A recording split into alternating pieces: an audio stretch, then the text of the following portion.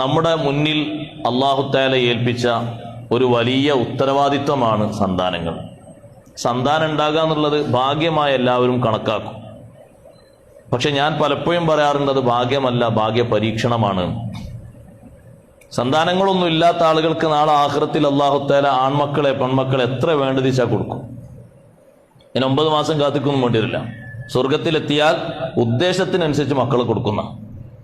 പക്ഷെ സന്താനങ്ങളുള്ള പലർക്കും സന്താനങ്ങളെ തെരഞ്ഞു നോക്കുമ്പോൾ കാണൂല, ഈമാനും ഇഖ്ലാസൊക്കെ തെറ്റി നരകത്തിൽ ഇങ്ങനെ കിടക്കുന്നുണ്ടാവും. അല്ലാഹു കാത്തുരക്ഷിക്കട്ടെ. എന്താ അങ്ങനെ ആകാനുള്ള കാരണം? റൂട്ട് വരച്ചു കൊടുക്കുന്നത് ക്ലിയർ ആകാത്തത് കൊണ്ടാണ്. മിക്കതും റൂട്ട് വരയ്ക്കേണ്ടത്, മാപ്പ് വരയ്ക്കേണ്ടത് രക്ഷിതാക്കളാണ്. രക്ഷിതാക്കൾ എന്ന് പറഞ്ഞാൽ ഒരു വലിയ വിഭാഗമാണ്. ബാപ്പയും ഉമ്മയും മാത്രമല്ല, വല്യുപ്പ വല്യുമ്മ, മൂത്താപ്പമാര്, എളാപ്പമാര്, അമ്മാവന്മാര്, അമ്മായികൾ തുടങ്ങിയുള്ള ഒരു വലിയ വിഭാഗം. ഇവരുടെയൊക്കെ ജീവിതം സ്വാധീനിക്കപ്പെടും ഒരു കുട്ടിയിൽ.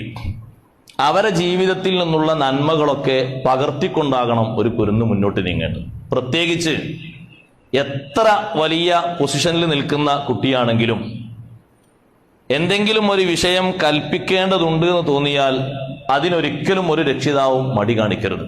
ഒരു ഉപ്പയും ഒരു ഉമ്മയും ജോലിയിൽ പ്രവേശിച്ചു, മക്കളുണ്ടായി, മക്കൾ 5 ഉണ്ടായി, എന്നാലും നിസ്കാരത്തിന്റെ ടൈം തെറ്റിക്കുന്ന മകനോട് നിസ്കരിക്കടാ എന്ന് പറയണം.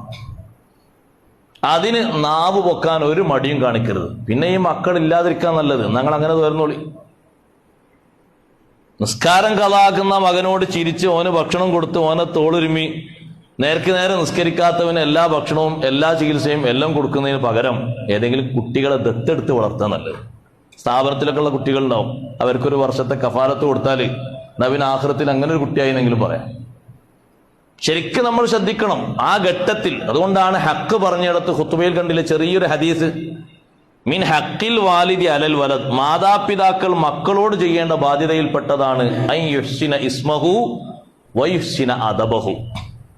ഒന്ന് ജീവിതത്തിന്റെ ചിട്ട അത് നന്നാക്കണം. എന്താണ് ആ ചിട്ട? നേരം കളാകുന്നതിന് മുമ്പ്, സമയം പോകുന്നതിന് മുമ്പ് ആ കുട്ടി നിസ്കരിക്കാൻ ബോധമുള്ളവനാക്കി അവനെ സൃഷ്ടിച്ച് വളർത്തിയെടുക്കണം. അതെപ്പോഴും തച്ചിട്ടല്ല, ക്രൂശിച്ചിട്ടല്ല, പിന്നെ നമ്മൾ കൂടെ കൂട്ടിയിട്ടാണ് ഏറ്റവും വലുത്. നമ്മൾ കൂടെ കൂട്ടി അവരെ ചെയ്യിപ്പിക്കുമ്പോൾ അത്ര പ്രതിഫലിക്കുന്ന ഒന്ന് വേറൊന്നില്ല. ഒന്ന് ചെറുങ്ങനെ വിളിച്ചാൽ മതി, മോനെ വാ നമ്മളൊന്ന് പള്ളിയിൽ പോയി വരാം.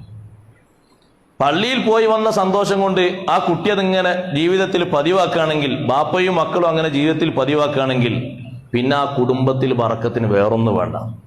നിസ്കരിക്കുന്ന കുടുംബം, നോമ്പ് നോൽക്കുന്ന കുടുംബം,